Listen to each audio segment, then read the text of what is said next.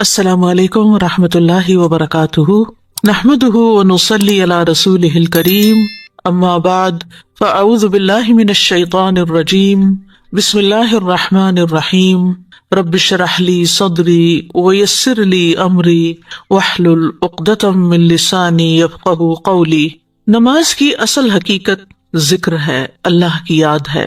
اللہ تعالیٰ فرماتے ہیں وَأَقِمِ الصَّلَاةَ لِذِكْرِی، نماز میری یاد کے لیے قائم کرو، یعنی بندہ اپنے روز مرہ کے کام کاج میں پلٹ پلٹ کر اللہ تعالیٰ کی طرف رجوع کرے اور ایک فارمل انداز میں اللہ کو یاد رکھے، اللہ کی عظمت کو، اس کی حکمتوں کو، اس کے خالق ہونے کو، اس کے مالک ہونے کو، اور ان کیفیات کو پیدا کرنے کے لیے نماز رکھی گئی ہے۔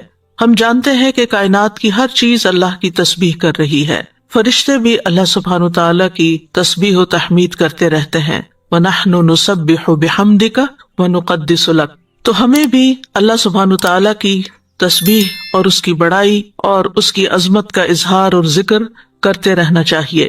انسان اگر سارا وقت بھی اللہ کے ذکر میں مشغول رہے تو اللہ تعالیٰ کا حق ادا نہیں کر سکتا، اور اگر انسان ساری زندگی بھی سجدے میں پڑا رہے تو انسان اللہ کا حق ادا نہیں کر سکتا۔ لیکن اللہ سبحانہ تعالیٰ نے ان بندوں کی فضیلت بیان کی ہے جن کے اندر عبودیت کی کیفیت ہوتی ہے، وہ اللہ سبحانہ تعالیٰ کے آگے جھکتے ہیں، وہ اللہ تعالیٰ کی پکار پر لبیک کہتے ہیں، وہ کامیابی کے راستے پر چل پڑتے ہیں۔ قرآن مجید میں اللہ تعالیٰ فرماتے ہیں لیکن ان میں سے جو لوگ علم میں راسخ ہیں اور جو مومن ہیں وہ اس پر ایمان لاتے ہیں جو آپ کی طرف نازل کیا گیا اور جو آپ سے پہلے نازل کیا گیا، اور جو نماز قائم کرنے والے ہیں اور زکوٰۃ ادا کرنے والے ہیں اور اللہ اور یوم آخرت پر ایمان رکھنے والے ہیں، یہی وہ لوگ ہیں جنہیں ہم ضرور اجر عظیم عطا کریں گے۔ تو نماز قائم کرنا ان اعمال میں سے ہے جن پر اللہ تعالیٰ نے اجر عظیم کا وعدہ کیا ہے، یعنی یہ کوئی معمولی عبادت نہیں بلکہ عبادت کی بہت بہترین شکل ہے، افضل ترین شکل ہے۔ عمومی طور پر اس آیت میں اللہ سبحانہ تعالیٰ نے علم، ایمان اور عمل صالح کرنے والوں کی فضیلت بیان کی ہے، یعنی وہ لوگ جو علم میں پختگی اختیار کرتے ہیں، کیونکہ علم کی کوئی حد نہیں۔ رب زدنی علما، انسان ہر روز اپنے علم میں اضافہ کرتا چلا جائے اور اپنے علم میں اضافے کے لیے وحی الہی کی طرف متوجہ ہو، کیونکہ اصل اور یقینی اور فائدہ مند، نفع مند علم وہ علم ہے جو اللہ سبحانہ تعالیٰ نے ہمارے لیے وحی کے ذریعے نازل کیا ہے اپنے پیغمبر محمد صلی اللہ علیہ وسلم پر۔ لہٰذا علم میں رسوخ اس وقت تک حاصل نہیں ہوتا جب تک انسان وحی الہی کا متلاشی نہیں ہوتا اور اس سے دلیل اور رہنمائی حاصل نہیں کرتا۔ تو وہ لوگ جو آپ پر نازل کیا گیا اس پر ایمان لاتے ہیں اور جو آپ سے پہلے نازل کیا گیا اس پر بھی ایمان لاتے ہیں، اور نماز کو اپنے وقت پر ادا کرتے ہیں، مقیمین الصلاۃ، اور اپنے مالوں کی زکوٰۃ دیتے ہیں اور آخرت کے دن پر ایمان رکھتے ہیں۔ ایسے لوگوں کے لیے اجر عظیم ہے، یعنی جنت کا وعدہ ہے جہاں وہ اپنے رب کی رحمتوں میں ہمیشہ ہمیشہ کے لیے رہیں گے، اپنے رب کا دیدار کریں گے اور ہر طرح کی لذتوں اور لطف سے فائدہ اٹھائیں گے۔ تو یاد رکھیے، علم، ایمان اور عمل صالح کا آپس میں گہرا تعلق ہے۔ جب تک انسان مضبوط علم حاصل نہ کرے اس وقت تک صحیح طور پر عمل نہیں کر سکتا، اور اگر عمل صحیح نہیں تو اس کا مطلب ہے کہ ایمان میں کمزوری ہے، کمی ہے۔ ایمان ہمارے پاس زندگی میں جتنی بھی چیزیں ہیں ان میں سب سے قیمتی چیز ہے، یہ ہماری وارڈروب سے زیادہ قیمتی ہے، ہماری جیولری سے زیادہ قیمتی ہے، ہمارے گھر سے زیادہ قیمتی ہے اور ہماری گاڑی سے زیادہ قیمتی ہے۔ ہمیں ہر روز اس کی فکر کرنی چاہیے اور اس کو بہترین طریقے پر پڑھنے کی کوشش کرنی چاہیے۔ کبھی یہ نہیں سوچنا چاہیے کہ اب ہمیں یہ دعائیں سب آتی ہیں، ہمیں ان کا مطلب آ گیا ہے، نہیں، ہم اس کی پوری حقیقت کو نہیں سمجھ سکتے، اس لیے ضرورت اس بات کی ہے کہ بار بار ہم اس کا علم حاصل کرتے رہیں۔ نماز کو بھی ایمان کہا گیا ہے، وما کان اللہ لیضیع ایمانکم، کیونکہ نماز میں انسان کی نیت، قول اور عمل سب کچھ ہوتا ہے، اور ایمان کی بھی یہی تعریف ہے، اس میں بھی نیت، قول اور عمل تینوں چیزیں ہوتی ہیں۔ تو اس لیے ہمیں نماز کی طرف پوری طرح توجہ کرنی چاہیے اور اس کے لیے اپنے علم کو مضبوط کرنا چاہیے۔ راسخون، راسخ کی جمع ہے، راسخ کا مطلب ہوتا ہے کسی چیز میں مضبوطی سے گڑ جانا، اس علم کا پختہ ہو جانا۔ اگر میں آپ سے پوچھوں کہ التحیات للہ کا کیا مطلب ہے تو آپ تھوڑا سا غور کریں گے، بھولے ہوئے ہیں کیا مطلب ہے۔ یہ کیوں بولتے ہیں ہم، لیکن ہم ہر روز التحیات للہ دن میں کئی دفعہ پڑھتے ہیں، لیکن ہم اس میں راسخ ابھی تک بھی نہیں ہے. اس لیے اس علم کا حاصل کرنا ضروری ہے کہ ہم جو کہیں نماز کے ایک ایک لفظ کو اچھی طرح سمجھ کے کہیں. راسخ وہ ہوتا ہے جو ایسا مضبوط درخت ہوتا ہے جس کو کوئی آندھی، کوئی ہوا، کوئی چیز ہلا نہیں سکتی. یعنی ہمارا اس طرح علم ہو نماز کے بارے میں کہ اس پر کسی قسم کے شکوک و شبہات کچھ بھی اثر نہ کریں. اور پھر یہ کہ اللہ کے لیے عاجزی کرتے ہوئے، انتہائی جھکے ہوئے، کیونکہ جس کے اوپر علم کے پھل لگنے لگتے ہیں وہ انسان عاجز ہونا شروع ہو جاتا ہے. اور نماز کے اندر بھی عاجزی ہوتی ہے. اور راسخ فی العلم وہ ہوتا ہے جس کے اندر تقویٰ ہوتا ہے، عاجزی اور انکساری ہوتی ہے، دنیا کے بارے میں بے رغبتی ہوتی ہے، اور وہ اپنے نفس کے ساتھ مسلسل مجاہدہ کرتا رہتا ہے. کیونکہ جو نئی نئی چیزیں سیکھتا ہے انسان، وہ اس کو اپنے اندر لانے کی کوشش کرتا ہے، اور اس کے لیے انسان کو محنت کرنی پڑتی ہے، جدوجہد کرنی پڑتی ہے، ایک کانشیس لائف گزارنی پڑتی ہے. اور پھر جو ایمان رکھتے ہیں ان تمام چیزوں پر، تمام کتابوں پر، اور نماز قائم کرتے ہیں، تو مقیمین الصلاۃ کا لفظ آیا. ہم دیکھتے ہیں کہ ابتدائے قرآن سے لے کے انتہائے قرآن تک نماز کے ذکر کے ساتھ اقامت کا لفظ آتا ہے. یعنی جو نماز کو استقامت کے ساتھ اور کامل صورت میں ادا کرتے ہیں، مکمل شرائط، ارکان اور واجبات کے ساتھ ادا کرنے والے ہیں، اور مستحب اعمال کے ساتھ اس کو مکمل کرتے ہیں. یعنی ایک ہے اس کو ادا کرنا اور ایک ہے اس کو احسن طریقے سے مکمل کرنا. اور نماز سے عموماً مراد فرض، سنت، نفل سبھی لیے جاتے ہیں، یہ سارے ہی نماز میں شامل ہیں. ابن عباس کہتے ہیں اقامت صلاۃ کا مطلب ہے رکوع اور سجود پورے ادا کیے جائیں، تلاوت کی جائے، خشوع و خضوع اور پوری توجہ کے ساتھ نماز ادا کی جائے. قتادہ کہتے ہیں اقامت صلاۃ کا مطلب ہے نماز کے اوقات، وضو، رکوع اور سجود کی حفاظت کی جائے. اور پھر نہ صرف یہ کہ نماز بلکہ اس کے ساتھ ساتھ زکوٰۃ ادا کرنے والے بھی ہیں، اور یہ دو اعمال جو ہیں باقی اعمال کی نسبت بہت زیادہ اجر عظیم کا باعث ہے. اور اسی طرح ایمان میں سے دو چیزوں کا خاص ذکر کیا گیا، اللہ اور یوم آخرت پر. تو جس طرح اعمال میں نماز اور زکوٰۃ ہے، اسی طرح ایمانیات میں اللہ اور آخرت پر ایمان جو ہے وہ بہت زیادہ اہمیت کا حامل ہے. تو ایسے لوگوں کے لیے اللہ سبحانہ تعالیٰ نے اجر عظیم کا وعدہ کیا ہے. نماز کے لیے عربی میں لفظ صلاۃ استعمال ہوتا ہے، اور صلاۃ کا مطلب ہوتا ہے دعا کرنا. اسی لیے انگریزی میں ہم نماز کا ترجمہ کیا کرتے ہیں؟ پریئر. اور پریئر کا مطلب بھی دعا ہوتا ہے. نماز قولی اور فعلی عبادت ہے، یعنی جو بولی بھی جاتی ہے اور اس میں ایکشنز بھی ہوتے ہیں، یعنی قول بھی ہوتا ہے اور ایکشن بھی ہوتا ہے. اور تکبیر کے ساتھ شروع ہوتی ہے، اللہ اکبر کہنے سے اس کا آغاز ہوتا ہے، اور السلام علیکم کہنے سے، دونوں طرف سلام پھیرنے سے اختتام ہوتا ہے. جب تک آپ سلام نہیں پھیرتے آپ کی نماز مکمل نہیں ہوتی. یعنی مثلاً آپ نے سب کچھ کر لیا لیکن سلام ہی نہیں پھیرا تو آپ نے ادھوری نماز پڑھی، آپ کی نماز نہیں ہوئی، آپ کی نماز ناقص ہو گئی. تو اس لیے اس کی تعریف یہ کی جاتی ہے کہ اللہ اکبر سے لے کر سلام تک یہ نماز کہلاتی ہے. ہم سب جانتے ہیں کہ ہمیں اور جنات کو اللہ کی عبادت کے لیے پیدا کیا گیا ہے. وما خلقت الجن والانس الا لیعبدون. اور یہی مقصد دے کے تمام رسولوں کو بھیجا گیا کہ وہ بندوں کو اللہ کی عبادت کی یاد دہانی کرائیں، یعنی ایمان کے بعد پھر اللہ کی عبادت کی طرف متوجہ کریں. اور عبادات میں افضل ترین عبادت نماز کی عبادت ہے. عبداللہ بن مسعود سے روایت ہے، انہوں نے کہا میں نے نبی صلی اللہ علیہ وسلم سے سوال کیا اللہ کو کون سا عمل زیادہ پسند ہے؟ آپ نے فرمایا نماز کو اس کے وقت پر ادا کرنا، یہ افضل ترین عمل ہے. اور اسی طرح عبادات میں پہلا حکم بھی یہی ہے. جہاں کہیں عبادات کا ذکر آئے گا آپ دیکھیں گے پہلے اقیموا الصلاۃ وآتوا الزکوٰۃ اور پھر وارکعوا مع الراکعین، باقی چیزیں اس کے بعد آئیں گی. تمام انبیاء کی طرف نماز وحی کی گئی تھی. سورۃ الانبیاء میں آتا ہے وجعلناہم ائمۃ یہدون بامرنا واوحینا الیہم فعل الخیرات واقام الصلاۃ وایتاء الزکاۃ وکانوا لنا عابدین. ہم نے انہیں ایسے پیشوا بنایا جو ہمارے حکم کے ساتھ رہنمائی کرتے تھے، اور ہم نے ان کی طرف نیکیاں کرنے اور نماز قائم کرنے اور زکوٰۃ ادا کرنے کی وحی بھیجی، اور وہ صرف ہماری عبادت کرنے والے تھے. تو اس سے یہ پتہ چلتا ہے کہ تمام انبیاء کو نماز ادا کرنے کی اور زکوٰۃ ادا کرنے کی وحی کی گئی ہے کہ یہ کرنا ضروری ہے. اس سے یہ بھی پتہ چلتا ہے کہ نماز صرف ہماری امت کے لیے نہیں ہے بلکہ تمام امتوں کے لیے رہی ہے. موسیٰ علیہ السلام کو اللہ سبحانہ تعالیٰ سے ملاقات کے وقت جو حکم دیا گیا تھا وہ کیا تھا؟ اللہ تعالیٰ نے جب کلام کیا تھا موسیٰ علیہ السلام سے تو فرمایا تھا اننی انا اللہ لا الہ الا انا فاعبدنی واقم الصلاۃ لذکری، بے شک میں ہی ہوں اللہ، میرے سوا کوئی معبود نہیں، سو میری عبادت کرو اور میری یاد کے لیے نماز قائم کرو، میری یاد کے لیے نماز قائم کرو۔ ابراہیم علیہ السلام نے اپنی اور اپنی اولاد کی نماز کی فکر کی، رب اجعلنی مقیم الصلاۃ ومن ذریتی ربنا وتقبل دعا، اے میرے رب مجھے اور میری اولاد کو نماز قائم کرنے والا بنا، یعنی ہمیں توفیق دے۔ اے ہمارے رب ہماری دعا قبول کر لے۔ اور ہر نیک ماں باپ کی یہی دعا ہوتی ہے کہ وہ خود بھی اور ان کی اولادیں بھی نماز کی پابندی کریں، نماز قائم کریں۔ ابراہیم علیہ السلام نے تو اس بے آب و گیاہ وادی میں اپنی اولاد کو چھوڑا ہی اس لیے تھا تاکہ وہ نماز قائم کریں۔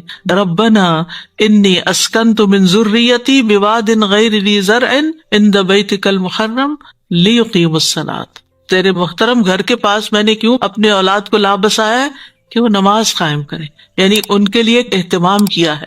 اسی طرح ہمیں بھی گھر خریدتے ہوئے یا کہیں رہتے ہوئے اس بات کی ضرور فکر کرنی چاہیے کہ مسجد قریب ترین ہو تاکہ نمازوں کی ادائیگی اقامت کے ساتھ یعنی پراپر طریقے سے ہو سکے۔ عیسیٰ علیہ السلام کے بارے میں آتا ہے کہ انہوں نے پنگھوڑے میں نماز کا ذکر کیا تھا، وَأَوْصَانِي بِالصَّلَاةِ، ابھی وہ بچے ہیں، بیبی ہیں، پنگھوڑے میں ہیں، اور وہ بتا رہے ہیں کہ وَأَوْصَانِي بِالصَّلَاةِ کہ اللہ نے مجھے نماز کی تاکید کی ہے۔ تو اس سے آپ اندازہ لگائیں کہ اس کی کتنی اہمیت ہے۔ حضرت مریم علیہ السلام کو اللہ تعالیٰ نے کیا حکم دیا؟ یا مریم اقنتی لربک واسجدی وارکعی مع الراکعین، اے مریم اپنے رب کی فرما بردار بن جا اور سجدہ کر اور رکوع کرنے والوں کے ساتھ رکوع کر، یعنی با جماعت نماز ادا کر۔ لقمان حکیم کی نصیحت اپنے بیٹے کے لیے کیا تھی؟ یا بنیا اقم الصلاۃ، پہلی بات ہی نماز کی، اے میرے چھوٹے بیٹے نماز قائم کرنا۔ اسی طرح اللہ تعالیٰ اپنے سارے بندوں کو حکم دیتے ہیں، قل لعبادی الذین آمنوا یقیموا الصلاۃ، آپ میرے بندوں سے کہہ دیجئے کہ وہ نماز قائم کریں۔ اس کے بعد وینفقوا مما رزقناہم سرا وعلانیہ، کہ وہ رزق میں سے خرچ کریں جو ہم نے ان کو عطا کیا ہے، چھپے اور کھلے۔ سچے ایمان والوں کی علامت یہی ہے، الذین یقیمون الصلاۃ ومما رزقناہم ینفقون اولئک ھم المؤمنون حقا، جو نماز اور صدقات کا اہتمام کرتے ہیں یہی سچے مومن ہیں۔ لہم درجات عند ربہم، ان کے درجے ہیں رب کے ہاں، لیولز ہیں، یعنی جس کا جتنا اخلاص کے ساتھ نماز اور صدقات کا اہتمام ہوگا اس کے درجے اتنے ہی بلند ہوں گے۔ نماز اسلام کا دوسرا رکن بھی ہے، اسلام کا ستون بھی ہے۔ اللہ تعالیٰ نے بندوں پر 5 نمازیں فرض کی ہیں۔ اللہ سبحانہ تعالیٰ روزانہ 2 بار فرشتوں سے بندوں کی نماز کی خبر لیتا ہے، یعنی جب صبح کے فرشتے عصر کے فرشتے صبح کے وقت جاتے ہیں تو اللہ تعالیٰ ان سے پوچھتا ہے کہ تم نے بندوں کو کس حال میں پایا، اور وہ کہتے ہیں کہ ہم نے اس حال میں چھوڑا کہ وہ نماز پڑھ رہے تھے، اور اس حال میں ان کے پاس پہنچے کہ وہ نماز پڑھ رہے تھے۔ نماز ایسا فریضہ ہے جو کسی حال میں بھی ساکت نہیں ہوتا، یعنی کھڑے ہو کر نہیں پڑھ سکتے تو بیٹھ کے پڑھیں، بیٹھ کے نہیں پڑھ سکتے تو لیٹ کے پڑھیں، اشاروں سے پڑھیں، وضو نہیں کر سکتے تو تیمم کریں، یعنی کچھ بھی کریں لیکن نماز ضرور ادا کریں۔ اور ویسے بھی نماز اسلام اور کفر اور شرک میں فرق کرنے والی ہے۔ ہم سب کو نمازوں کی حفاظت کا حکم دیا گیا ہے، اور ہمیں صرف خود اپنی نمازوں کی فکر نہیں کرنی بلکہ گھر والوں کو نماز پڑھنے پر جمانا ہے۔ وَأْمُرْ أَهْلَكَ بِالصَّلَاةِ وَاصْطَبِرْ عَلَيْهَا لَا نَسْأَلُكَ رِزْقًا، اور اپنے گھر والوں کو نماز کا حکم دیجیے اور اس پر خوب پابند رہیے، ہم تم سے کسی رزق کا مطالبہ نہیں کرتے۔ حدیث میں آتا ہے کہ بچوں کو جب 7 سال کے ہو جائیں تو نماز کا حکم دو، اور 10 سال کے ہو جائیں اور نہ پڑھیں تو ان کو مار بھی سکتے ہو۔ حالت جنگ میں بھی نماز کی حفاظت کا حکم دیا گیا ہے۔ دجال جیسے عظیم فتنے کے وقت نماز کی حفاظت کی فکر کی تلقین کی گئی ہے۔ نبی صلی اللہ علیہ وسلم کی دنیا سے رخصت ہوتے ہوئے آخری الفاظ بھی کیا تھے؟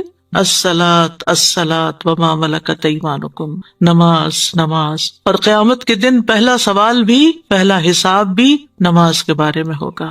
اگرچہ یہ ساری باتیں اپنی جگہ اس سے اس کی اہمیت پتہ چلتی ہے، لیکن فائدہ بھی ہمیں پہنچتا ہے، یعنی نماز پڑھنے سے ہم ہی کو فائدہ پہنچتا ہے۔ قد افلح المؤمنون الذین هم فی صلاتهم خاشعون، یقیناً وہ مومن فلاح پا گئے، پار ہو گئے جو اپنی نمازوں میں خشوع اختیار کرتے ہیں۔ نماز سے رحمت ملتی ہے، رزق ملتا ہے، فقر دور ہوتا ہے، فرشتوں کی دعائیں ملتی ہیں، خوف اور غم سے نجات ملتی ہے، دکھوں اور غموں کا علاج اور مداوا ہے۔ ارشاد باری تعالیٰ ہے ان الذین آمنوا وعملوا الصالحات واقاموا الصلاة وآتوا الزکاة لهم اجرهم عند ربهم ولا خوف علیہم ولا هم يحزنون۔ بے شک جو لوگ ایمان لائے اور انہوں نے نیک اعمال کیے اور نماز قائم کی اور زکوٰۃ دی، ان کا اجر ان کے رب کے پاس ہے، ان پر نہ کوئی خوف ہے اور نہ وہ غمگین ہوں گے۔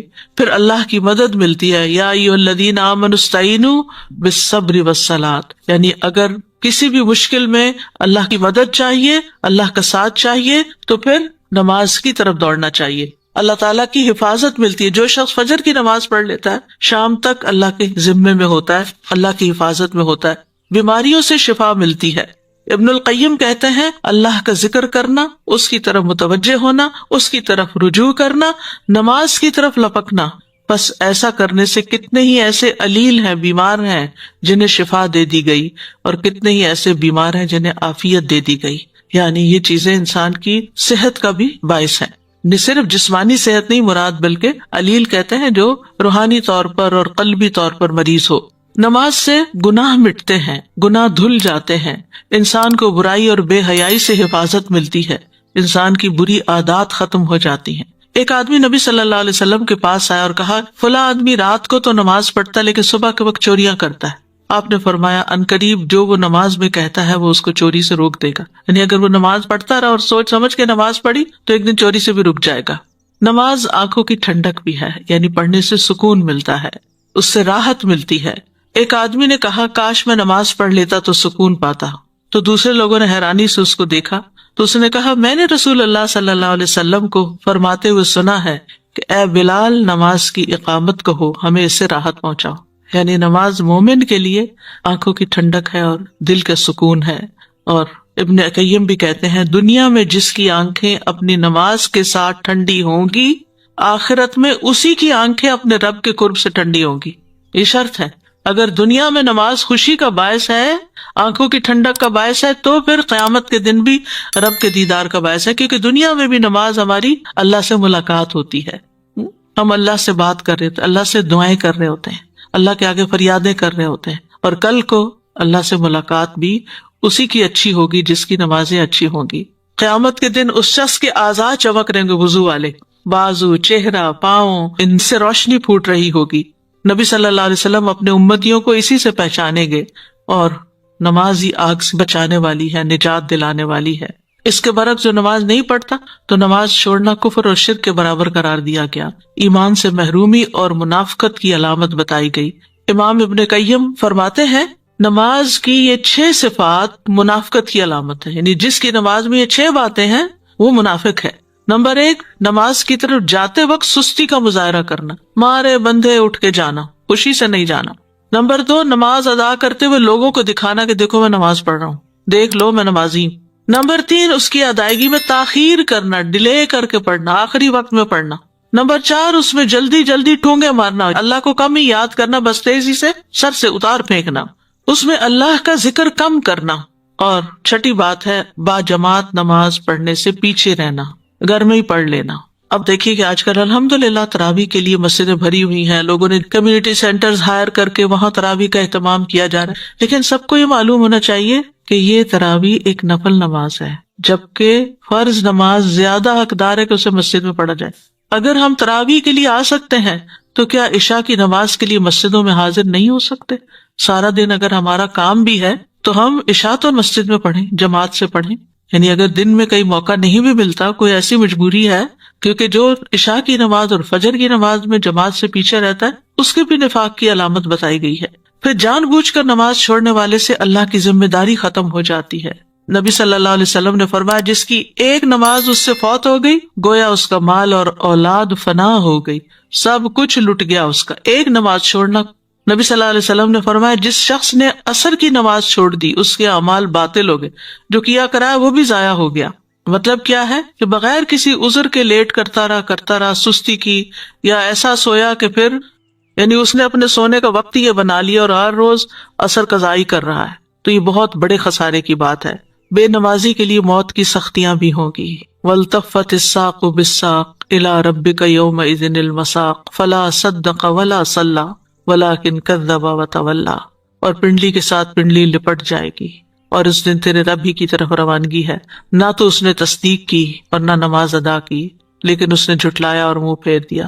قیامت کے دن بھی بے نمازی قارون، فرعون، حامان اور ربیع ابن خلف کے ساتھ ہوں گے۔ تو نماز کی اہمیت جان لینے کے بعد، اس کے فائدے جان لینے کے بعد، اور نہ پڑھنے کے نقصان جان لینے کے بعد، اب یہ ہے کہ جو نماز پڑھی جائے اس کو بھی صحیح طور پر ادا کیا جائے۔ تو نماز کی جو دعائیں ہیں، نماز بذات خود ایک دعا ہے، لیکن نماز کے جو اذکار کہنا چاہیے کہ نماز کے اذکار اور دعائیں، ان دونوں لفظ شامل کر سکتے ہیں، ان کا مطلب جاننا بڑا ضروری ہے۔ انہیں یہ سب ایکشن کیوں کرتے ہیں اور اس کا میننگ کیا ہے۔ نماز کا آغاز جیسے کہ پہلے میں نے عرض کیا کہ اللہ اکبر سے ہوتا ہے، اللہ سب سے بڑا ہے۔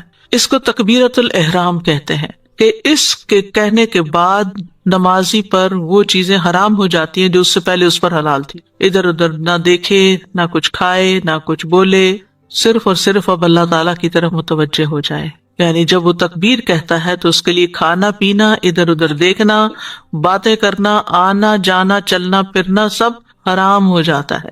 تکبیر نماز کا رکن ہے، یعنی آپ یوں ہی نہیں بس کھڑے ہو کے ہاتھ باندھ کے نماز شروع کر سکتے، آپ کو ہر صورت میں ہینڈز اپ کرنے ہیں، ہر چیز دنیا کی چھوڑنی ہے، خالی ہاتھ ہونا ہے، اور پھر ہاتھ اوپر اٹھا کر اللہ اکبر کہنا ہے۔ یعنی اللہ کی بڑائی کا آپ اظہار کر رہے ہیں تو آپ اس کے جسچر بھی دیں گے کہ اللہ ہی سب سے بڑا ہے۔ اس طرح کیے بغیر اللہ اکبر کہنا درست نہیں ہوتا، اور اس کو کہے بغیر نماز میں داخل نہیں ہوا جا سکتا۔ حضرت علی کہتے ہیں رسول اللہ صلی اللہ علیہ وسلم نے فرمایا، نماز کی کنجی وضو ہے، اس کی تحریم یعنی ہر چیز کا حرام ہونا اللہ اکبر ہے، اور تحلیل حلال ہونا السلام علیکم کہنا ہے۔ آپ دیکھیے کہ نماز سے پہلے جو اذان ہوتی ہے اس کا آغاز بھی کس سے ہوتا ہے؟ اللہ اکبر سے، اور نماز کا آغاز بھی اللہ اکبر سے، پھر ہر سٹیپ پر جاتے ہوئے پھر سے اللہ اکبر، سوائے رکوع سے اٹھنے کے وقت اس میں حمد کے کلمات اور تسبیح ہے، لیکن باقی جو شروع کرتے وقت، پھر رکوع میں جاتے وقت، پھر سجدے میں جاتے وقت، پھر سجدے سے سر اٹھا کر پھر دوبارہ سجدے میں جاتے وقت، پھر اتحیات پہ بیٹھتے وقت، ان تمام مواقع پر اللہ اکبر کہنا ہوتا ہے۔ ابن حجر اس کے بارے میں کہتے ہیں کہ یہ ذکر ہے جو ہر گھبرا دینے والے موقع پر کہا جاتا ہے اور ہر خوشی کے پیدا ہونے کے موقع پر کہا جاتا ہے، تاکہ اللہ کا شکر ادا کیا جائے، اللہ کو ہر اس چیز سے پاک قرار دیا جائے جو اللہ کے دشمن اس کی طرف منسوب کرتے ہیں، یعنی وہ جو شرک کرتے ہیں اس کے ساتھ اور جو اس کی صفات میں تحریف کرتے ہیں، اللہ سبحانہ تعالیٰ ان سب چیزوں سے بہت ابھو ہے۔ اس کو کوئی چیز، کسی کی بدزبانی، گالی، کچھ بھی اس کو کوئی نقصان نہیں دیتی، وہ ان سب چیزوں سے بالا و افضل ہے، سب سے بڑا ہے۔ سلف صالحین جو تھے وہ نماز میں تکبیر تحریمہ میں شامل ہونے کا بہت اہتمام کرتے تھے، یعنی جماعت میں یہ نہیں کہ چلو آخری رکعت میں بھی شامل ہو تو جماعت کا ثواب ملے، اس بات کے نہیں حدیث ہوتے، وہ اس بات کے ہوتے تھے کہ ہماری تکبیر تحریمہ جو ہے وہ مس نہ ہو، ہم امام کے ساتھ اللہ اکبر کہیں، کہ نماز کا کچھ حصہ بھی اس میں سے کم نہ ہو۔ جیسے ایک ہوتا ہے نا گلاس آپ پورا بھرتے اور ایک یہ تھا کہ آدھا ایمپٹی ہے یا کوارٹر ایمپٹی ہے، تو نماز بھی اسی طرح اگر آپ پوری جماعت سے پڑھتے ہیں تو وہ اور طرح ہے، اور جتنا کم کرتے چلے جاتے ہیں اس کی اجر و ثواب کا لیول اتنا ہی کم ہو جاتا ہے۔ اور یہ بھی کہا جاتا ہے کہ اللہ اس کام میں برکت نہ ڈالے جو بندے کو نماز سے غافل کر دے، یعنی ادھر نماز ہو رہی ہے اور آپ ادھر کوئی اور کام کیے جا رہے ہیں تو اس کام میں بھی برکت نہیں ہوتی۔ اور جہاں تک نماز میں تکبیر کہنے کی اہمیت ہے یا حکمت ہے، تو امام عز ابن عبد السلام کہتے ہیں جب نماز کا مقصد ذکر ہے تو جس ہستی کا ذکر کیا جا رہا ہے اس کی قدر و منزلت جاننا بھی ضروری ہے کہ وہ ہے کون جس کا ذکر کر رہے ہیں، اور اس کو پیش نظر رکھنا ضروری ہے کہ انسان اس ہستی کے ساتھ ادب کو لازم کر لے۔ پس نماز کو تکبیر کے ساتھ شروع کیا جاتا ہے جو اللہ تعالیٰ کی بڑائی اور کبریائی کو بیان کرتی ہے، تاکہ بندہ جان لے کہ کس کے لیے کھڑا ہو رہا ہے، کس کے لیے جھک رہا ہے اور کس کے لیے بیٹھ رہا ہے، اللہ کے لیے جو سب سے بڑا ہے، اور تاکہ وہ ایسی فرما برداری اور عاجزی کرے جیسی کرنی چاہیے، اور اس عاجزی کے ساتھ اللہ کی بڑائی بیان کرے، یعنی اپنے آپ کو چھوٹا کرے اور اللہ کو سب سے بڑا بیان کرے۔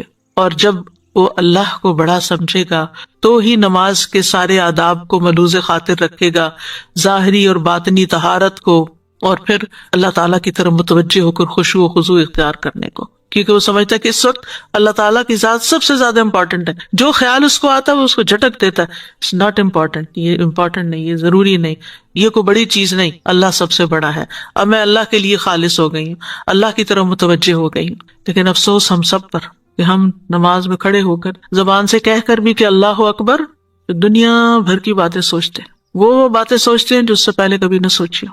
اللہ ہم سب کو توفیق دے کہ ہم واقعی ایسی نماز پڑھیں کہ جس میں اللہ تعالیٰ کی بڑائی ملحوظ خاطر ہو، اور ہم اس اللہ اکبر کا مطلب سمجھیں کہ ہم اللہ کو بڑا کہہ رہے ہیں اور باقی چیزیں چھوٹی۔ ہمیں کیا خیالات ہیں، کوئی غم رنج ہوتا ہے ہمارے دل میں، وہ اس کا خیال آ رہا ہوتا ہے بار بار، اس نے مجھے ہرٹ کر دیا، اس نے مجھے یہ کر دیا، اس نے وہ کر دیا، تو اللہ ان سب باتوں سے بڑا ہے۔ مجھے اس وقت اللہ کے بارے میں سوچنا ہے، اللہ تعالیٰ کا ذکر کرنا ہے۔ یہ اپنی لے کے کہاں بیٹھ گئی ہوں پھر سے کہ پھر اپنے بارے میں سوچے جا رہی ہوں کہ میرے ساتھ یہ ہوا اور میرا وہ ہو گیا۔ نہیں، ہمیں اس وقت کیا سوچنا ہے کہ میں اللہ کے دربار میں حاضر ہوں اور مجھے اسی کی طرف توجہ کرنی ہے۔ تو تکبیر کا تقاضا کیا ہے کہ انسان اللہ کو ہر چیز سے بڑا تسلیم کرے اور اللہ کے علاوہ کسی اور چیز میں مشغول نہ ہو، اللہ کے علاوہ اور خیالوں میں مشغول نہ ہو، یعنی دل کو اللہ کی طرف حاضر کرے۔ اور پھر یہی چیز انسان کو ریاکاری سے بھی بچاتی ہے۔ نماز میں ریاکاری کے بہت چانسز ہوتے ہیں کہ کوئی آپ کو دیکھ رہا ہے، آپ اچھے سے نماز پڑھنا شروع کر دیں، کوئی سن رہا ہے تو آپ اچھی سی قرات شروع کر دیں اس میں، تو یہ کیا ہو گیا؟ ریاکاری ہو گئی۔ تو جب آپ کہتے ہیں اللہ سب سے بڑا ہے تو پھر ریاکاری کا خیال چھوڑ دیں کہ کسی اور کو کیوں دکھانے کے لیے میں پڑھوں، اللہ جب سب سے بڑا ہے اور اس کے حضور حاضر ہوں اور وہ دیکھ رہا ہے، بس یہی کافی ہے میرے لیے۔ کوئی اور دیکھ رہا ہے یا نہیں، کوئی اور توجہ کر رہا ہے یا نہیں، مجھے کسی اور کو دکھانے کے لیے نماز نہیں پڑھنی، مجھے صرف اور صرف اللہ کے لیے نماز پڑھنی ہے۔ اور جب انسان اللہ کو بڑا مان لیتا ہے تو اس کے اندر پھر خشوع آنے لگتا ہے کہ میں چھوٹا ہوں، عاجزی آنے لگتی ہے، وہ اللہ کے آگے جھکنے لگتا ہے۔ اور پھر جو نماز میں اللہ سبحانہ تعالیٰ کے سامنے اچھے سے قیام کرتا ہے، وہ قیامت کے دن یوم یقوم الناس لرب العالمین، جس دن لوگ اللہ رب العالمین کے لیے کھڑے ہوں گے، اس دن اس کو اچھا قیام ملے گا، اس کا وہ کھڑا ہونا بھی خوبصورت ہو جائے گا، بہترین ہو جائے گا۔ کیونکہ دنیا میں جب وہ اللہ کے سامنے کھڑا تھا تو وہ ایسے نہیں کبھی اس ٹانگ پہ کھڑا ہو گئے، کبھی اس ٹانگ پہ کھڑے ہو گئے، کبھی کیسے کھڑے ہو گئے، کبھی کیسے کھڑے ہو گئے، کھڑے ہوئے تو بس اللہ کے سامنے گڑ گئے، جم گئے اچھے طریقے سے۔ تو جو دنیا میں اللہ سبحانہ تعالیٰ کے ساتھ اچھا معاملہ کرے گا، قیامت کے دن جب بندہ اللہ سبحانہ تعالیٰ کے سامنے کھڑا ہوگا تو اللہ تعالیٰ بھی اس کے ساتھ اچھا معاملہ فرمائے گا۔ پھر اس کے بعد ہم جب اللہ اکبر کہتے ہیں تو پھر قیام ہوتا ہے، یعنی تکبیر کہہ کر سینے پر ہاتھ باندھتے ہیں اور نگاہیں سجدے کی جگہ پر ہوتی ہیں، اور کسی اور طرف انسان کی توجہ نہیں ہونی چاہیے، کیونکہ اللہ سبحانہ تعالیٰ اس وقت اپنے بندے کی طرف متوجہ ہوتا ہے جب تک وہ نماز میں ادھر ادھر توجہ نہیں کرتا، اور اگر بندہ ادھر ادھر ہوتا ہے تو اللہ تعالیٰ کی توجہ سے محروم ہو جاتا ہے۔ ابن قیم نماز میں قیام کی حکمت کے بارے میں کہتے ہیں، نماز کا راز اور اس کا مغز بندے کا نماز میں اللہ کی طرف متوجہ ہونا ہے، اور دل کا مکمل طور پر اللہ کے سامنے حاضر ہونا ہے، اور بندے کا مقام ایسے معزز آدمی جیسا ہوتا ہے جو بادشاہ کے دروازے کی طرف جاتا ہے، وہ اپنی غلطیوں اور لغزشوں کی معذرت کرنا چاہتا ہے، اس کی سخاوت اور رحمت کی بارشوں کو طلب کرتا ہے، اس سے وہ کھانا طلب کرتا ہے جو اس کے دل کو غذا مہیا کرے تاکہ وہ اس کی خدمت میں قیام پر طاقت حاصل کرے۔ تو جب وہ اس کے دروازے پر پہنچا تو اب سوائے بادشاہ کے ساتھ سرگوشی کرنے کے کچھ بھی باقی نہیں رہا، یعنی اب بادشاہ کے پاس گئے ہیں تو بادشاہ سے بات کریں گے نا، ادھر ادھر باتیں تو نہیں کریں گے۔ یہ کتنی بے ادبی کی بات ہوتی ہے کہ آپ مثلا کسی بندے سے کسی کے گھر ملنے کے لیے جاتے ہیں اور آپ اس سے کوئی بات ہی نہیں کرتے، آپ کبھی دائیں والے سے بات کرتے، کبھی بائیں والے سے بات کرتے ہیں، اس کو کیسا لگے؟ یا اپنا فون دیکھتے رہتے ہیں۔ آج کل تو یہ وبا پھیل گئی ہے۔ اچھا، کچھ لوگ یہ عادت ہوتی ہے، وہ وہاں والدہ سے ملنے گئے بڑے اہتمام سے، جی آج والدہ سے ملاقات کا دن ہے، والدہ سے ملنے گئے ہیں اور ابھی سلام دعائی ہوئی ہے کہ فون آ گیا، اچھا 1 منٹ، وہاں سے باہر نکل گئے، یا پھر ان کے سامنے بیٹھے رہے اور زمانے بھر کے بزنس کی باتیں کر کے اور پھر فون رکھے، اچھا اور کیا حال ہے، اچھا میرا خیال ہے میٹنگ کا ٹائم ہو گیا، چلتے ہیں، چلو بھائی ملاقات ہو گئی والدہ سے۔ یہ رویے ہیں آج کل بچوں کے کہہ لیں یا لوگوں کے کہہ لیں کہ ہمیں اس کے لیے ایفرٹ لگانی ہے کہ نہیں، واپس اللہ ہی کی طرف توجہ کرنی ہے۔ پھر جب ہاتھ باندھ دیتے ہیں تو استفتاح کی دعائیں شروع ہوتی ہیں، جن میں سے ایک دعا ہے اللہ اکبر کبیرہ والحمد للہ کثیرہ وسبحان اللہ بکرۃ واصیلا۔ ابن عمر کہتے ہیں ہم رسول اللہ صلی اللہ علیہ وسلم کے ساتھ نماز پڑھ رہے تھے کہ لوگوں میں سے ایک آدمی نے یہی دعا پڑھی، اللہ اکبر کبیرہ والحمد للہ کثیرہ وسبحان اللہ بکرۃ واصیلا، تو رسول اللہ صلی اللہ علیہ وسلم نے فرمایا اس طرح کے کلمات کہنے والا کون ہے؟ لوگوں میں سے ایک آدمی نے عرض کیا، اے اللہ کے رسول میں ہوں۔ آپ نے فرمایا مجھے تعجب ہوا کہ اس کے لیے آسمان کے دروازے کھولے گئے، یعنی اتنی قبولیت ہوئی اس بندے کے ان کلمات کو۔ ابن عمر کہتے ہیں میں نے ان کلمات کو پھر کبھی بھی نہیں چھوڑا، کہ اگر یہ اتنے اچھے کلمات ہیں کہ اس کے لیے آسمان کے دروازے کھلتے قبول ہو جاتے ہیں تو پھر اور کیا چاہیے۔ وہ کہتے ہیں میں نے کبھی نہیں چھوڑا جب سے میں نے رسول اللہ صلی اللہ علیہ وسلم کو یہ فرماتے ہوئے سنا۔ اور اس میں آپ دیکھیے کہ صرف اللہ اکبر نہیں، اللہ اکبر کبیرہ، اللہ بڑا ہے بہت بڑا، یعنی میں نے اللہ کی بڑائی بیان کی، بہت زیادہ بڑائی۔ اور یہ اللہ کے اس فرمان کی تعمیل ہے جس میں اللہ تعالیٰ فرماتے ہیں وَكَبِّرْهُ تَكْبِيرًا، کہ اس کی بڑائی بیان کرو، خوب بڑائی بیان کرنا۔ تو کیسے بیان کریں گے؟ اللہ اکبر کبیرہ کہہ کر۔ اور اس سے بے چین دل اطمینان پاتے ہیں، یعنی جب آپ اللہ تعالیٰ کی تعریف میں اضافہ کرتے ہیں تو آپ کے اپنے دل کو ایک قرار آتا ہے اور اس کی عظمت کے ساتھ ایک اطمینان نصیب ہوتا ہے۔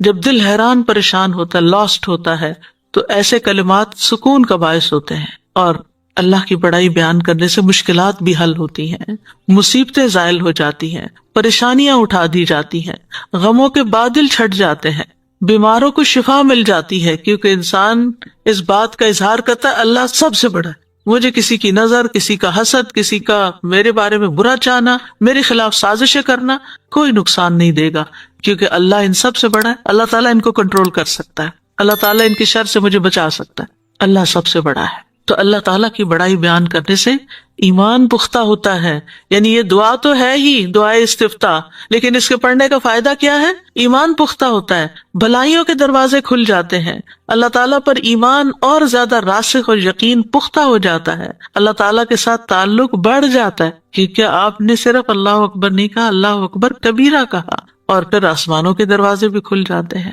اور والحمد للہ کثیرہ، تو حمدن کثیرہ ہے اصل میں، وسبحان اللہ بکرۃ واصیلا، اور اس میں سبحان اللہ نہیں خالی کہا گیا، بکرۃ واصیلا، صبح اور شام کا ذکر۔ کیوں؟ ان دو وقتوں کو اس لیے خاص کیا گیا کہ دن اور رات کے فرشتے ان میں اکٹھے ہوتے ہیں ہماری نماز میں، فجر میں اور عصر کے وقت۔ اصیل کہتے ہیں عصر کا وقت، اور بکرا کہتے ہیں صبح کا وقت۔ تو ان دو اوقات میں فرشتے جمع ہوتے ہیں اور ان کے ساتھ ہم بھی مل کر اللہ تعالیٰ کی تسبیح کرتے ہیں، کیونکہ تسبیح فرشتوں کا خاص ذکر ہے۔ پھر اس کے بعد دعا ہے اللہم باعد بینی وبین خطایای کما باعدت بین المشرق والمغرب، اللہم نقنی من الخطایا کما ینقی الثوب الابیض من الدنس، اللہم اغسل خطایای بالماء والثلج والبرد۔ یا اللہ مجھ سے میرے گناہ اتنے دور کر دے جتنا تو نے مشرق اور مغرب کے درمیان فاصلہ رکھا ہے۔ اے اللہ مجھے گناہوں سے اس طرح پاک صاف کر دے جیسے سفید کپڑا میل کچیل سے پاک صاف کیا جاتا ہے۔ اے اللہ میرے گناہ پانی سے، برف سے اور اولوں سے دھو دے۔ نبی صلی اللہ علیہ وسلم تکبیر اور سورۃ فاتحہ کے درمیان یہ دعا پڑھا کرتے تھے۔ ابو ہریرہ کہتے ہیں، علم کے حریص تھے نا، وہ کہتے ہیں کہ رسول اللہ صلی اللہ علیہ وسلم تکبیر اور قرات کے درمیان کچھ سکوت فرماتے، یہ نہیں کہ کچھ بھی نہیں بولتے تھے، یعنی ہمیں سنائی نہیں دیتا تھا۔ میں نے عرض کیا یا رسول اللہ میرے ماں باپ آپ پہ قربان ہو، آپ تکبیر اور قرات کے بیچ میں کیا پڑھتے ہیں؟ انہوں نے یہ نہیں کہا آپ چپ کیوں رہتے ہیں، سوال کا انداز دیکھیے، کیونکہ ان کو پتا تھا کہ نماز جب شروع ہو جاتی ہے تو گنگے بن کے نہیں کھڑے ہوتے، بیچ میں کچھ نہ کچھ پڑھنا ہی ہوتا ہے۔ آپ نے فرمایا میں کہتا ہوں اللہم باعد بینی و بین خطایا، آخر تک۔ تو اس میں آپ دیکھیے کہ نماز میں عبادت اللہ کی ہو رہی ہے، اور پھر اللہ اکبر کہہ کے اللہ کی بڑائی بیان کر کے ہم سب سے پہلے اللہ ہی سے پھر دعا شروع کر دیتے ہیں، دعا سے ہی آغاز کر رہے ہیں۔ تو نماز ہے ہی دعا، تو اس میں کیا مانگتے ہیں ہم اللہ سے؟ اللہم باعد بینی و بین خطایای، یعنی میرے گناہوں کو مجھ سے دور کر دے، یعنی جو ہو چکے ہیں اب ان کے جو برے اثرات ہیں وہ مجھ پہ نہ پڑے، یا اللہ میرے گناہوں کا جو ڈھیر ہے، گندگی کا جو ڈھیر، مجھے اس سے دور کر دے، وہ مجھ سے لے جا، صاف کر دے، اس کو ختم کر دے۔ ہر دو نمازوں کے بیچ میں ہم گناہ کر کے پھر آ جاتے، پھر گناہوں کا ٹوکرا لے کے پہنچ جاتے، پھر اللہ سے دعا کرتے ہیں اللہم باعد بینی و بین خطایا۔ کیوں؟ اس لیے کہ بندہ مومن کو یہ پتا ہوتا ہے کہ یہ گناہ نقصان دہ ہے، یہ ٹاکسنز ہیں، یہ زہر ہیں، یہ آگ ہیں۔ گناہ کیا ہے؟ آگ کا بنڈل، اگر میرے ساتھ لگے تو جلا دیں گے، تو اللہ ان کو دور کر دے۔ میں ان کو ساتھ نہیں رکھنا چاہتا، کیے تو میں نے ہی ہے لیکن تو ان کو مجھ سے ہٹا دے۔ اب یہ ساری چیزیں کیا ہیں؟ یعنی دور کر دے، جگہ کے اعتبار سے نہیں، میری ذات سے بھی اور وقت کے اعتبار سے بھی۔ اور یہ ایک مجازی طور پر بات کی گئی ہے، ورنہ فزیکلی گناہ ہمیں اس وقت نظر نہیں آ رہے ہوتے کہ ہمیں پاس نظر آ رہے تو ہم کہتے ہیں ذرا ان کو پرے ہٹا دیں، یہ نہیں۔ یعنی جہاں بھی اللہ کو زیادہ پتا نا ہمارے گناہ کہاں لکھے گئے ہیں اور وہ کس طرح ہمارے اوپر اب اثر انداز بھی ہو رہے ہیں۔ یہ غلط بات ہم کہتے ہیں نا، اس کا اثر واپس ہم پر ہی آ رہا ہوتا ہے۔ کتنی دفعہ ایسا ہوتا ہے نا کہ منہ سے کوئی غلط بات نکل جاتی ہے انسان ہونے کے ناطے، پھر بعد میں سارا وقت اسی کی ریگریٹ ہوتی رہی، یہ میں نے کیوں کہا، یہ کیا کیا میں نے، کیوں بول دیا۔ اب وہ باہر پر اندر تکلیف پنچ ہو رہی ہے، تو اب پھر کیا ہوتا ہے؟ اللہم باعد بینی و بین خطایا، یا اللہ یہ جو دل کے اندر سخیمت قلبی ہے اسے باہر نکال دے، اس کو مجھ سے دور کر دے، معاف کر دے، دھو دے۔ اور پھر مشرق اور مغرب کی دوری، اتنا دور کر دے ان کو۔ اور بھی تو چیزوں کی دوری ہو سکتی تھی، لیکن مشرق اور مغرب آپس میں کبھی نہیں ملتے، وہ دور ہی رہتے ہیں۔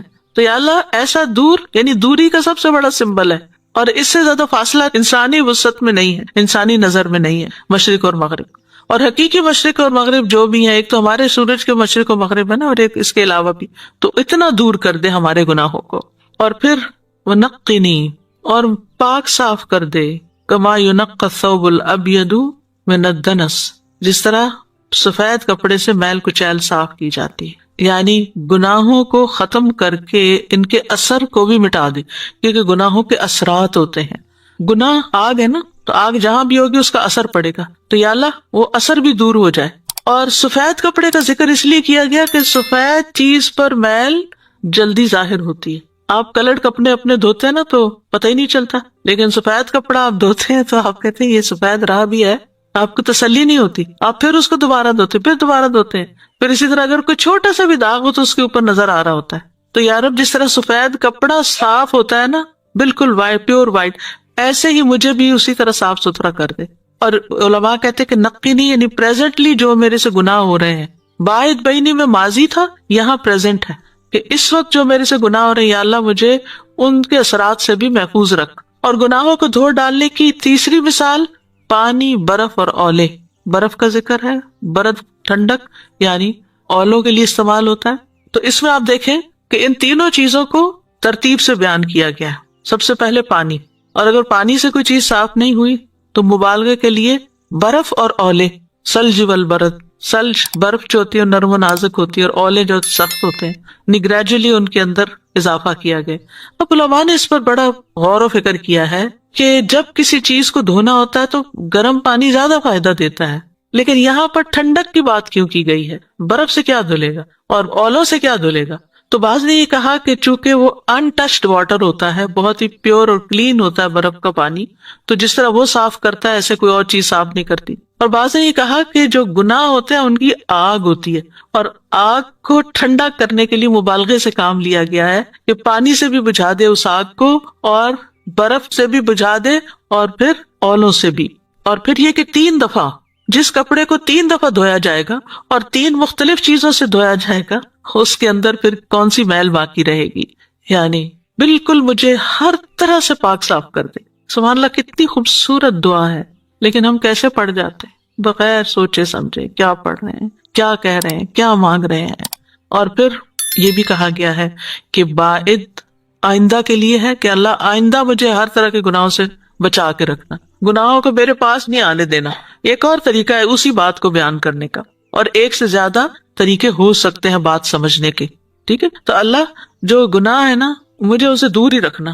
اللہم باعد بینی و بین خطایا، کہ جن چیزوں کی ٹیمپٹیشن ہو جاتی ہے مجھے، جہاں پھسلن ہو جاتی ہے، جہاں گر پڑتا ہوں، مجھے بچا لینا اس سے۔ اور نقینی، حال میں مجھے گناہوں سے دور رکھنا، اور پھر ماضی میں بھی جو ہو چکے ہیں ان کو بھی دور ڈال۔ پھر ایک اور دعا ہے، سبحانک اللہم و بحمدک و تبارک اسمک و تعالی جدک و لا الہ غیرک۔ اے اللہ تو پاک ہے اور تیرے ہی لیے حمد ہے، تیرا نام بڑا ہی برکت والا ہے، تیری بزرگی بلند و برتر ہے، تیرے علاوہ کوئی الہ نہیں۔ نبی صلی اللہ علیہ وسلم نماز کے آغاز میں اس کو پڑھا کرتے تھے، یعنی سبحانک اللہم، اے اللہ میں تجھے پاک قرار دیتا ہوں ہر برائی اور نقص سے جو تیری ذات کے لائق نہیں، اور وبحمدک، تیری ایسی تسبیح بیان کرتا ہوں کہ جو حمد کے ساتھ ملی ہوئی۔ سبحانک اللہم وبحمدک۔ وتبارک اسمک، اور تیرے نام کی برکت بہت زیادہ ہے. تبارک یعنی بہت بلند ہے، بہت برکت والا ہے، یعنی تیرے نام کو ذکر کرنے سے ہر طرح کی خیر اور بھلائی آ جاتی ہے. اور ایک معنی یہ بھی کیا گیا کہ تیری ذات بڑی عظمت والی ہے. تبارک اسم سے مراد تیری ذات بہت برکت والی ہے. وتعالی جدک، اور تیری عظمت بہت بلند ہے، یعنی تو بہت ہی بڑا ہے. اسی طرح کچھ اور دعائیں بھی ہیں جو آپ نماز کے اذکار کتاب میں یہ دعائیں موجود ہیں. آپ اس کتاب کو اپنی کسی نماز کی جگہ پر ساتھ رکھ لیں اور اپنی کچھ ہیبٹ بنا لیجئے کہ ہر کچھ عرصے کے بعد ایک نئی دعا یاد کر لیں، کیونکہ ہم نے تو بچپن سے صرف سبحانک اللہ ہی سیکھی ہے تو پھر باقی یاد نہیں ہوتی. تو نبی صلی اللہ علیہ وسلم کسی بھی چیز کو ایک روٹین نہیں بننے دیتے تھے، کیونکہ روٹین سے روح نکل جاتی ہے چیز، اس کے اندر تفنن پیدا کرتے تھے. انگریزی والا فن نہیں، مراد یہ کہ اس میں ورائٹی لاتے تھے. کبھی ایک دعا پڑھی، پھر دوسری پڑھی، پھر تیسری پڑھی. اس سے یہ ہے کہ توجہ زیادہ رہتی ہے اور زیادہ چیزیں مانگنے کا موقع بھی ملتا ہے. جیسے آپ دیکھیں وہ دعا وجہت وجہی للذی فطر السماوات والارض حنیفا وما انا من المشرکین ان صلاتی ونسکی ومحیای ومماتی للہ رب العالمین. اور اس سے آگے بہت خوبصورت دعا ہے، کافی طویل دعا ہے، تو اس کو آپ پڑھ سکتے ہیں. اور اس میں آپ یہ بھی دیکھیں کہ وہدنی لاحسن الاعمال واحسن الاخلاق، اچھے اعمال اور اچھے اخلاق کی ہدایت یا رہنمائی مانگی گئی ہے. اس کے بعد ہم تعوذ پڑھتے ہیں. تعوذ میں ہم عام طور پر اعوذ باللہ من الشیطان الرجیم پڑھ دیتے ہیں بس، لیکن نبی صلی اللہ علیہ وسلم نے اعوذ باللہ من الشیطان الرجیم من ہمزہ ونفخہ ونفثہ بھی پڑھا ہے. کیوں؟ اس کا مطلب کیا ہے؟ میں اللہ کی پناہ میں آتا ہوں شیطان مردود سے کہ وہ مجھ پر کوئی جنون کا اثر ڈالے یا مجھ پہ تکبر پہ آمادہ کرے یا غلط شعر و شاعری کی طرف لے کر آئے. ایک معنی یہ کیا گیا ہے، یعنی شیطان کے کام کیا ہے کہ وہ انسان کو خبتی بنا دیتا ہے، ہوش آواز بلا دیتا ہے، سمجھنے سوچنے کی صلاحیت مفقود کرتا ہے، یا انسان کے اندر ہوا بھر دیتا ہے کہ تم بڑی چیز ہو. نفخ یا نف یعنی ایسے کلام کی طرف راغب کرتا ہے جس سے پھر انسان اللہ کا ذکر بھول جائے. اور اسی طرح وہ بندے کے اوپر جو وسوسے ڈالتا ہے اس کی طرف بھی اشارہ ہے کہ اللہ مجھے شیطان کے وسوسوں سے بچانا. اور نماز میں سب سے زیادہ شیطان جو ہے وہ حاوی ہو جاتا ہے اپنے وسوسے ڈالنے کے لیے، تو اس لیے آغاز میں ہی تعوذ پڑھ لینا چاہیے. اور ویسے بھی اللہ تعالیٰ کا حکم ہے فَإِذَا قَرَأْتَ الْقُرْآنَ فَاسْتَعِذْ بِاللَّهِ مِنَ الشَّيْطَانِ الرَّجِيمِ. نبی صلی اللہ علیہ وسلم بھی اللہ تعالیٰ سے استعاذہ طلب کرتے تھے. ابو سعید خدری کی روایت ہے کہ نبی صلی اللہ علیہ وسلم قرات سے پہلے اعوذ باللہ من الشیطان الرجیم پڑھا کرتے تھے. پھر اس کے بعد آپ سورۃ الفاتحہ پڑھتے ہیں جس کا معنی سب کو آتا ہے، اور پھر آپ کوئی نہ کوئی قرآن مجید کی سورت پڑھتے ہیں، چاہے سورۃ اخلاص ہو یا معوذتین ہو. چند نمازوں میں صورتیں مخصوص ہیں، باقی تو اوپن چوائس ہے، آپ جو بھی پڑھیں. اور چند نمازوں میں وہ کون سی صورتیں ہیں؟ جیسے صبح کی سنتوں میں اور مغرب کی سنتوں میں پہلی رکعت میں قل یا ایھا الکافرون اور دوسری رکعت میں قل ھو اللہ احد. ٹھیک. اور پھر اسی طرح جمعے کی صبح فجر کی نماز میں نبی صلی اللہ علیہ وسلم پہلی رکعت میں سورۃ السجدہ اور دوسری رکعت میں سورۃ الدہر پڑھا کرتے تھے. تو بہرحال ان چیزوں کا بھی انسان کو دیکھ لینا چاہیے اور اس سنت کی پیروی کرنی چاہیے. نماز کا تیسرا رکن جو ہے یعنی تکبیر اور قیام کے بعد وہ ہے رکوع. اور اسی طرح یہ بھی کہا گیا ہے کہ نماز کی 3 تہائیاں ہیں، ایک میں طہارت، ایک میں رکوع اور ایک میں سجود ہے. بہرحال رکوع میں خاص چیز یہ ہے کہ صحیح طریقے پر رکوع ہونا چاہیے، اور اس کا طریقہ یہ ہے کہ آپ کی گردن اور کمر برابر لائن میں جا رہی ہو. یعنی بعض لوگ جھکتے ہیں اور ذرا اٹھے ہوئے ہوتے ہیں، ایسا بھی نہیں ہونا چاہیے. بعض لوگ اتنا جھک جاتے ہیں کہ نیچے لڑک جاتے ہیں، وہ بھی ٹھیک نہیں. اعتدال میں رہیں اور اپنا سر بھی سیدھا رکھیں. کئی لوگ سر جھکا لیتے ہیں یا سر اٹھا لیتے ہیں، تو دونوں چیزیں ٹھیک نہیں ہیں. کمر اتنی سیدھی ہونی چاہیے، یعنی آپ یوں کھڑے ہیں قیام ہے اور اتنی آپ کی جھک جانی چاہیے کہ بالکل سیدھی لائن ہو جائے، اور اس پر اگر کوئی چیز رکھیں تو وہ گرے نہیں، یعنی خم نہیں ہونا چاہیے کمر میں. نبی صلی اللہ علیہ وسلم صحابہ کو درست طریقے پر رکوع کرنا سکھاتے تھے. آپ نے فرمایا جب تم رکوع کرو اپنی ہتھیلیوں کو اپنے گھٹنوں پر رکھو. کچھ لوگ گھٹنے کو پیچھے سے پکڑ لیتے ہیں. ریسنٹلی میں نے کسی کو دیکھا، یعنی یہ جیسے گھٹنا ہے نا تو اس کو یہاں سے پکڑا ہوا تھا. سامنے ہاتھ رکھنا چاہیے، یعنی سامنے ہاتھ رکھے، سائڈ سے نہیں پکڑے. یعنی ٹانگیں پکڑنے کے لیے نہیں کہا گیا بلکہ گھٹنوں پر ہاتھ رکھنے کے لیے کہا گیا. پھر اسی طرح یہ ہے کہ نبی صلی اللہ علیہ وسلم بہت اطمینان سے رکوع کرتے تھے، اور آپ نے فرمایا اللہ کی قسم جب بھی تم رکوع کرتے ہو اور سجدہ کرتے ہو میں تمہیں اپنی پیٹھ کے پیچھے دیکھ لیتا ہوں. اور رکوع میں اطمینان جو ہے وہ دراصل نبی صلی اللہ علیہ وسلم کی سنت ہے، اس کے بغیر نماز ناقص ہوتی ہے. درست رکوع پر ہی نماز کی قبولیت اور عدم قبولیت کا انحصار ہے. ابو ہریرہ کہتے ہیں ایک آدمی 60 سال نماز پڑھتا رہتا ہے لیکن اس کی نماز قبول نہیں ہوتی، شاید اس کی وجہ یہ ہو کہ وہ رکوع تو پورا کرتا ہے لیکن سجدہ مکمل نہیں کرتا، یا سجدہ پورا کرتا ہے لیکن رکوع پورے نہیں کرتا. پورا رکوع کرنے سے مراد ہے کہ پوری طرح جھکنا، یہ آدھا کھڑے ہیں یعنی آدھی سی کھڑے اور لیٹے کی کیفیت میں ہے، تو اس سے نماز نہیں ہوتی. رسول اللہ صلی اللہ علیہ وسلم نے فرمایا وہ نماز کافی نہ ہوگی جس میں آدمی اپنی پشت کو رکوع اور سجود میں سیدھا نہ رکھے، وہ کافی نہیں ہوگی. اسی طرح سجدے میں بھی اس طرح نہیں لٹک جانا چاہیے کہ انسان گر پڑے زمین پہ، بلکہ اپنی پشت کو سیدھا رکھے اور جلدی جلدی نہ کرے، کیونکہ یہ منافق کی نماز ہوتی ہے کہ وہ اپنی نماز میں اس طرح نیچے اوپر ہوتا ہے جیسے مر ٹھونگے مار کے دانا چن رہا ہو.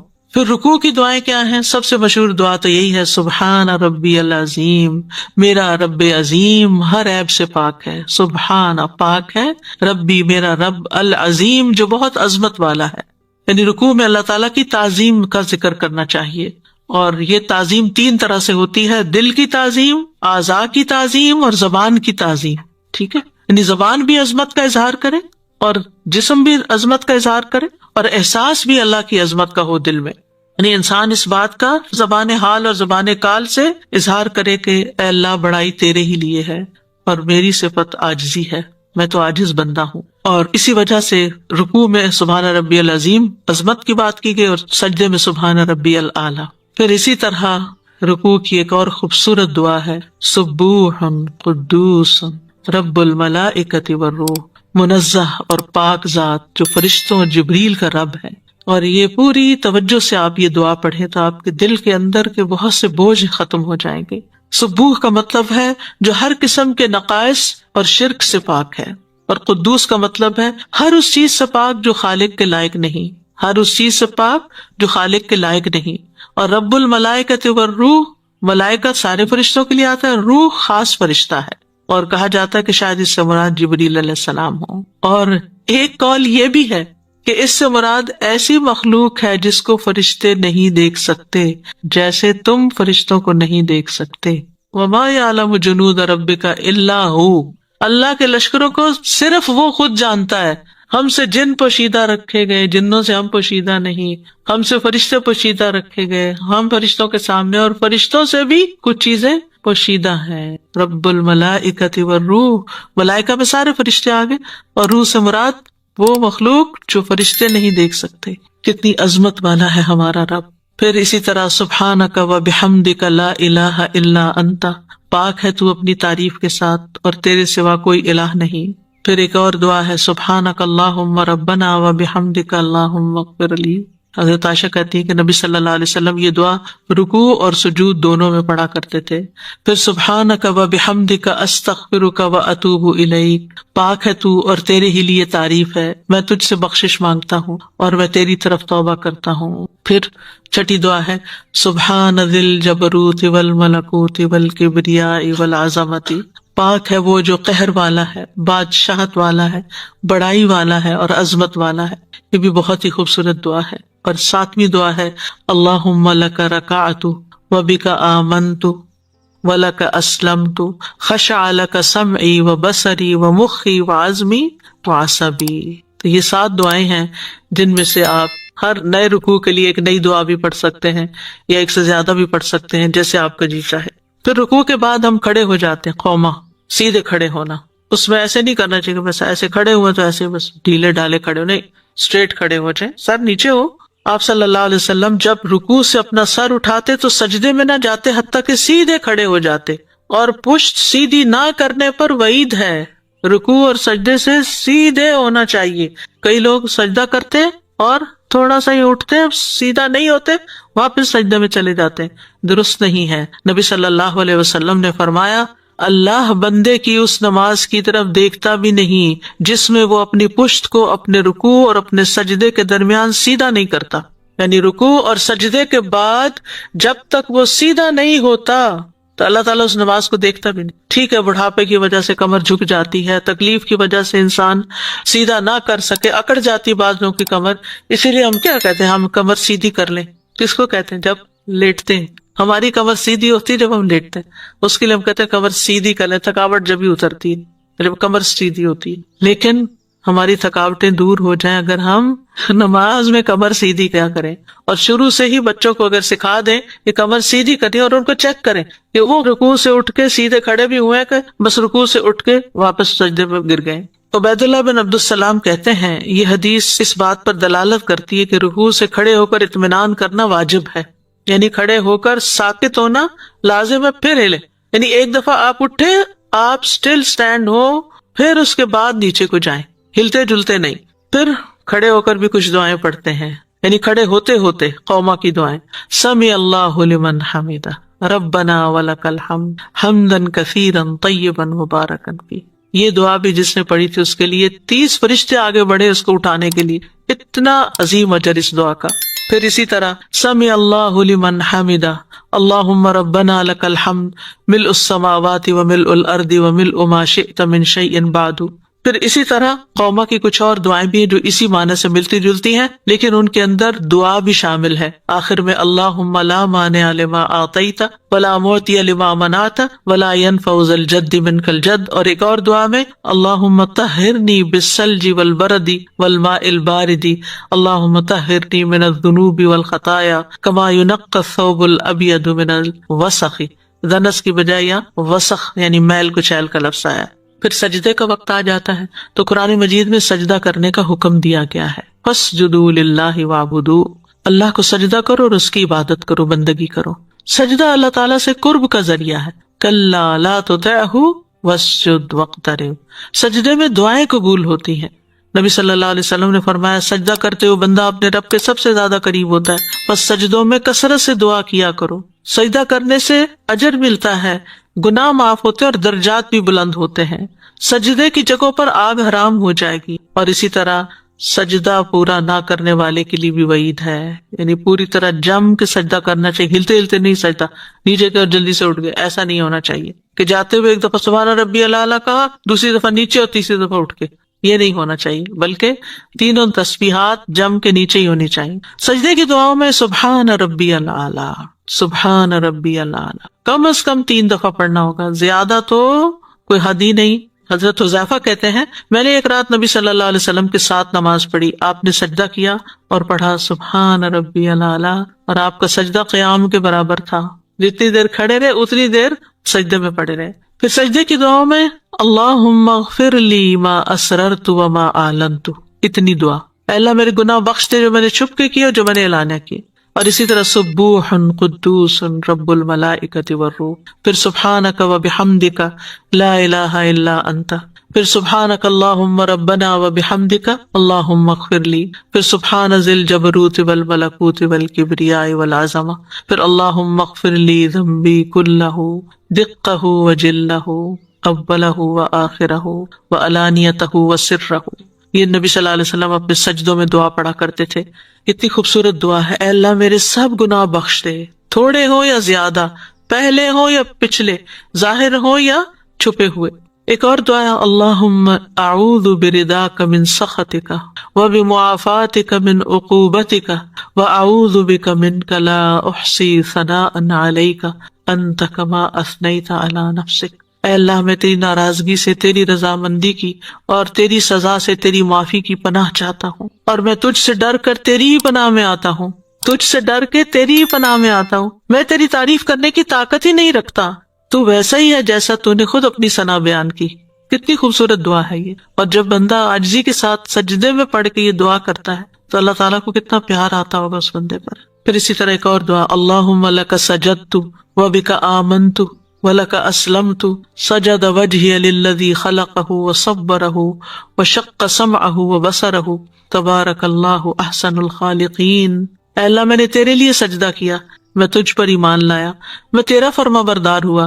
میرے چہرے نے اس ذات کو سجدہ کیا جس نے اس کو پیدا کیا اور اسے شکل دی، اس میں کان اور آنکھیں بنائی. بڑی برکتوں والا ہے اللہ جو بہترین ہے پیدا کرنے والا. یعنی اس وقت چہرہ انسان کا زمین پر ہوتا ہے نا، تو چہرے کی فیچرز کی بات کی گئی ہے یہاں پر. نبی صلی اللہ علیہ وسلم یہاں اس دعا میں اللہ سبحانہ وتعالی کی نعمتوں کا اعتراف کر رہے ہیں سجدے کی حالت میں، اور پھر بعض روایات میں فَأَحْسَنَ صُورَتَهُ کا لفظ آتا ہے کہ اللہ نے میری بہت اچھی شکل و صورت بنائی۔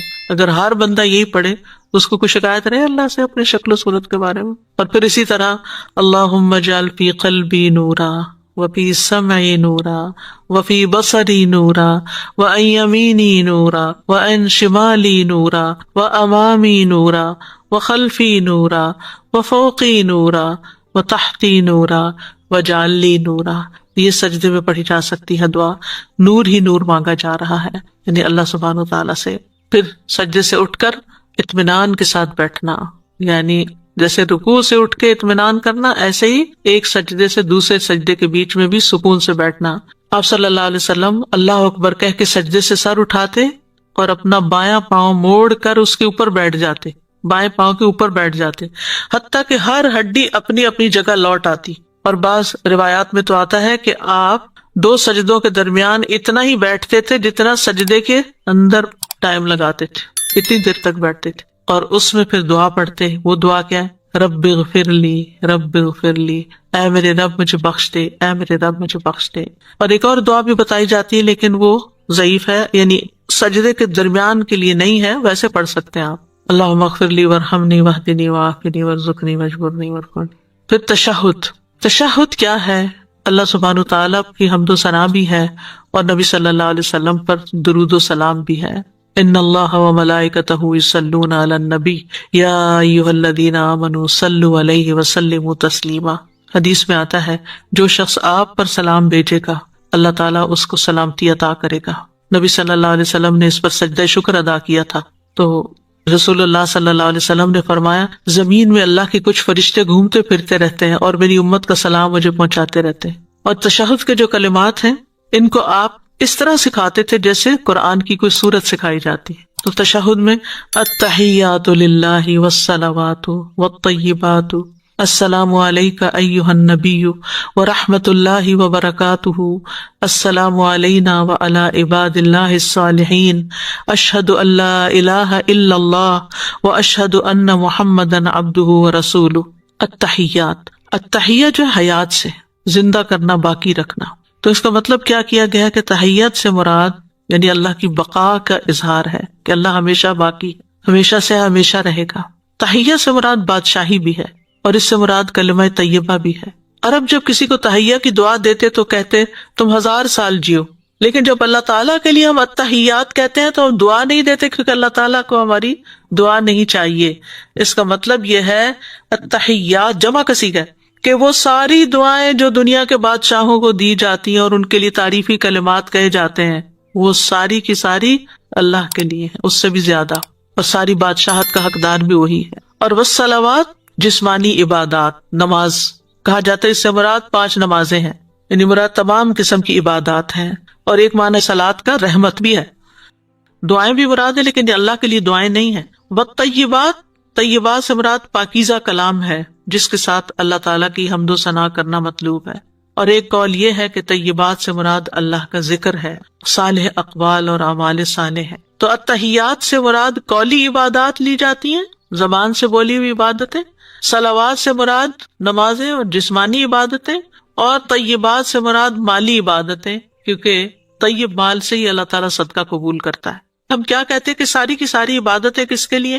اللہ رب العزت کے۔ پھر اس کے بعد نبی صلی اللہ علیہ وسلم پر سلام بھیجتے ہیں، السلام علیک ایھا النبی ورحمۃ اللہ وبرکاتہ، اور پھر کہتے ہیں السلام علینا، اللہ تعالیٰ ہم پر بھی سلامتی، وعلی عباد اللہ الصالحین، سارے نیک بندوں پر سلامتی۔ گویا جو نماز پہ التحیات پڑھتا ہے وہ سارے مسلمان بندوں کو اپنی دعائے سلامتی میں یاد رکھتا ہے اور وہ آپ کو یاد رکھتے ہیں۔ یہ ہے ایک بانڈنگ اہل ایمان کی آپس میں کہ سب ایک دوسرے کے لیے دعا کرنا ہے۔ جو ہم کہتے ہیں نا میرے لیے دعا کرو، تو ہم تو پہلے سے ہی کر رہے ہیں بھائی، لیکن شعور سے کر لیں، اس وقت سوچ کے کہ یہ میرے سب مسلمان بہن بھائیوں کے لیے، جن کو میں جانتا ہوں اور جن کو میں نہیں جانتا، جو گزر چکے ہیں، جو آنے والے، سب کے لیے سلامتی ہو یا رب۔ تو اس طرح بندوں کا سلام نبی صلی اللہ علیہ وسلم تک بھی پہنچ جاتا ہے۔ حدیث میں آتا ہے جب ہم نبی صلی اللہ علیہ وسلم کے پیچھے نماز پڑھتے تو کہتے سلام و جبریل اور میکائیل پر، سلام و فلاں فلاں پر، تو آپ ہماری طرف متوجہ ہوئے اور فرمایا اللہ تو خود سلام ہے، اس لیے جب تم میں سے کوئی نماز پڑھے تو یوں کہے التحیات للہ والصلوات والطیبات السلام علیک ایھا النبی ورحمۃ اللہ وبرکاتہ، السلام علینا وعلی عباد اللہ الصالحین، کون بچا؟ سب کے لیے سلامتی۔ تو جو ہر نماز میں سلامتی بھیج رہا ہو وہ سلام پھیر کے کسی کو گالی تھوڑی دے سکتا، کسی کو برا بھلا تو نہیں کہہ سکتا، چونکہ نماز کا ہم حق ادا نہیں کرتے، اس لیے پھر یہ تمام چیزیں ہوتی۔ پھر درود شریف ہے اللہم صلی علی محمد وعلی آل محمد کما صلیت علی ابراہیم وعلی آل ابراہیم انک حمید مجید، اللہم بارک علی محمد وعلی آل محمد کما بارکت علی ابراہیم وعلی آل ابراہیم انک حمید۔ اس کی وضاحت حمد و ثنا کے بعد درود کی جو لیکچر تھا اس میں ہو چکی۔ پھر درود کے بعد کی دعائیں ہیں اللہم انی ظلمت نفسی ظلما کثیرا ولا یغفر الذنوب الا انت فاغفر لی مغفرۃ من عندک وارحمنی انک انت الغفور الرحیم۔ انشاءاللہ جہاں ہم بخشش کی دعاؤں کا ذکر کریں گے وہاں ان کی وضاحت ہو جائے گی۔ دوسری دعا میں بھی بخشش ہے اللہم اغفر لی ما قدمت وما اخرت آخر تک، اور پھر اللہم انی اعوذ بک من عذاب جہنم ومن عذاب القبر ومن فتنة المحیا والممات ومن شر فتنة المسیح الدجال، اور دوسرے ورژن میں اللہم انی اعوذ بک من عذاب القبر واعوذ بک من فتنة المسیح الدجال واعوذ بک من فتنة المحیا وفتنة الممات اللہم انی اعوذ بک من المأثم والمغرم۔ نماز کے اذکار کتاب کے اندر جو الہدیٰ نے چھاپی ہے اس کے اندر یہ دعائیں آپ کو مل جائیں گی، اور ان کی وضاحت بھی انشاءاللہ وقت کے ساتھ ساتھ ہو جائے گی۔ ان میں سے کوئی ایک دعا پڑھ لیں یا ساری پڑھ لیں، انشاءاللہ آپ کی نماز ہو جائے گی۔ اللہ تعالی ہمیں صحیح معنوں میں نماز کے اندر اپنا ذکر کرنے کی توفیق دے، کیونکہ نماز تو ہے ہی اللہ کی یاد کے لیے۔